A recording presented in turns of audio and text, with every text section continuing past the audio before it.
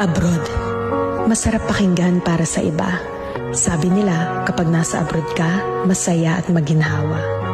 Pero ang totoo niyan, kaakibat nito ang lungkot at pangungulila. May mga panahong gugustuhin mo nalang sumuko, pero nangingibabaw ang tanong na, bakit ka nga ba nandito? Oo, may mga maswerteng nakakaangat sa buhay. Pero aminin nating hindi lahat pinapalad na magkaroon ng magandang buhay. Basta tandaan mo, lahat nagsisimula sa pinakababa bago ka makarating sa itaas. Kapalit ng bawat paghihirap ay ang buhay na pinapangarap.